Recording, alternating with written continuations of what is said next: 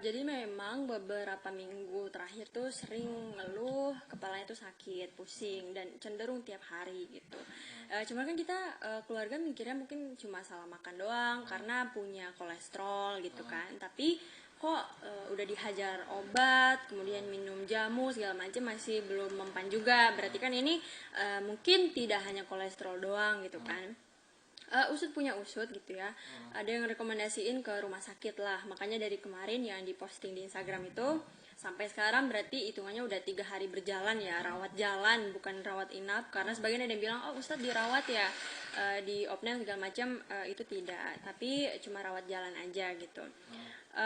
Ternyata mengingatkan lagi di tahun 2014. Jadi sebenarnya waktu itu sempat juga tuh dirawat, bahkan sempat ada operasi juga waktu itu, cuma bukan operasi yang sampai di maksudnya yang besar gitu ya, cuma operasi kecil aja.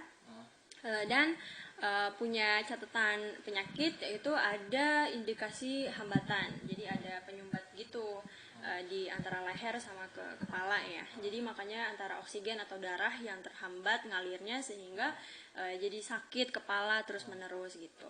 Nah kemungkinan besar, cuma kan memang keluarga nggak ada yang ke rumah sakit ya karena kan mungkin protokol juga. Dugaan sementara itu adalah penyakit yang lalu muncul kembali, itu aja sih. Berarti menurut berita yang saya baca berarti ada penyumbatan darah di leher gitu teh. Iya, jadi ada penyumbatan gitu di leher sampai ke kepala. Makanya karena terhambat, itulah yang menyebabkan kepala itu kayak cekit gitu loh. Kalau boleh tahu itu dirawatnya mulai dari kapan sih teh? Sakitnya? Sakit. Oh, Kalau sakitnya dan uh, kan katanya kalau sekarang sakit lagi nih sekarang. Kapan gitu teh?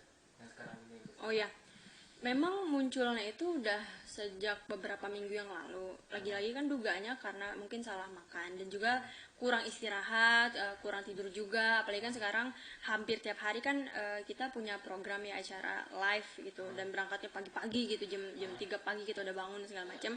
Abis itu terus sampai malam, bangun lagi pagi, malam lagi. Nah itu kan istirahatnya kurang, kemudian olahraganya kurang, pola makannya kurang, pola tidurnya berantakan. Nah mungkin itu juga yang memicu kenapa penyakit yang di 2014 itu muncul lagi.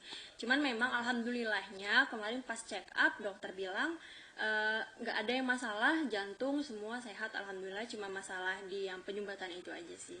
Itu aliran darahnya kurang lancar gitu. Mungkin sekarang kalau untuk kondisi saat ini Ustadz seperti apa gitu? Alhamdulillah ya, dibilang 100% pulih atau membaik sih mungkin belum 100% ya, karena kan ngerasa enaknya juga mungkin karena efek obat gitu. Kita sih masih wait and see, jadi sambil nunggu-nunggu rawat jalan akan berlangsung sampai hari Selasa besok. Keputusannya apakah nantinya bakal ada operasi lagi atau tidak, kita akan menunggu sampai hari Selasa. Kalau misalkan hari Selasa itu udah nggak sakit-sakit lagi, berarti udah selesai di situ, perawatannya udah nggak jalan lagi. Tapi kalau misalnya masih sakit, berarti ada kemungkinan tindakan yang lebih jauh lagi gitu. Boleh tahu Pak Ustadz sendiri dirawatnya sekarang di mana kepala? Di rumah sakit apa gitu ya, lupa deh namanya apa, soalnya kita mau ikut juga nggak boleh juga sih, jadi paling tahu lewat WhatsApp aja gitu. Berarti dari pihak keluarga sendiri selama beliau sakit belum ada yang menjenguk gitu teh? Nggak dijenguk karena memang kan cuma rawat jalan doang, bukan rawat inap ya. Nggak nginep juga di rumah sakit gitu. Dan kalau misalkan ada keluarga yang mau jenguk pun sekarang kan ada protokol baru dari rumah sakit, nggak boleh rombongan apa segala macam. Jadi keluarga-keluarga dan kerabat paling jenguk di rumah aja gitu. Iya. Mungkin dari sana seandainya jika Pak Ustadz nanti sembuh, perhatian apa nih teh dari pihak keluarga yang akan diberikan? Iya, Pak Ustadz ya. itu sudah. Sebenarnya yang udah-udah dan yang masih berlangsung itu kita tuh bawel banget ya, kalau dari keluarga bawel banget, nyuruh jaga makan karena kan papa punya beberapa pantangan yang nggak boleh kayak duren, kikil dan segala macam, kambing gitu ya, dan itu masih suka dilanggar sih sama papa gitu. Kita lebih ngingetin di soal makanan aja sama olahraga gitu, karena papa tuh males gitu, maksudnya mungkin karena sibuk juga ya, jadi nggak keburu juga, padahal di rumah ada alat gym, alat fitness, tapi males gitu. Akhirnya sampai kita turunin itu treadmill ke dalam kamar, sepeda kita taruh di kamar, sepeda statis gitu, supaya papa tuh bisa sambil WA-an atau sambil ngapain gitu, sambil meeting, sambil treadmill gitu. Alhamdulillah sih sekarang papa udah mulai menjalankan dan udah jaga makannya sih gitu. Terakhir harapan Dokter pribadi, maksudnya yang ke rumah gitu. iya.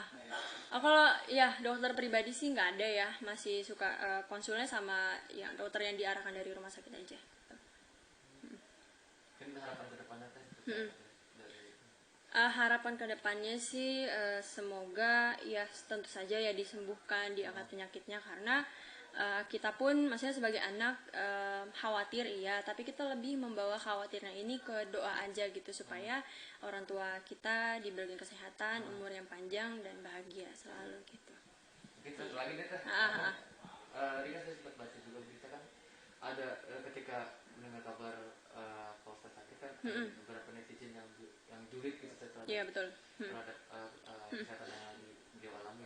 Menurut kita sebagai anak menanggapi ini seperti apa? Ya tentu kita sebagai anak gitu ya, yang tahu keadaan orang tua kita seperti apa, realnya, kondisinya seperti apa, kenal gitu ya, karena tinggal satu rumah juga, ada perasaan sedih gitu ya ketika kok bisa-bisanya ya orang tua kita lagi sakit tapi begini kata orang gitu.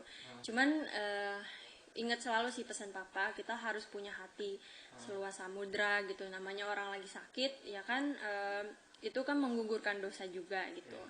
Kita lebih melihat ke yang positifnya aja, maksudnya lebih melihat ke orang-orang yang mendoakan, yang mencintai, yang perhatian, memberikan perhatian, nanyain kabar, lebih fokus ke situ aja. Yang gak suka mah biarin aja gitu ya, karena mungkin kebencian juga memang sudah menguasai hati mereka. Kita juga nggak bisa ngomong apa-apa, hanya bisa berdoa gitu ya. Dan mungkin aja orang-orang tersebut gitu ya, beliau-beliau itu belum merasakan yang namanya salah satu anggota dari keluarga mereka sakit, sehingga nggak tahu gimana sih rasanya khawatir sebagai anak orang tua sakit gitu ya, nggak muncul rasa atau feelingnya gitu. Ya kita doain aja semoga keluarga mereka, orang tua mereka juga sehat, sehingga nggak perlu ngerasain khawatir seperti yang kami rasakan gitu aja. Baik. Iya. Terima kasih teh.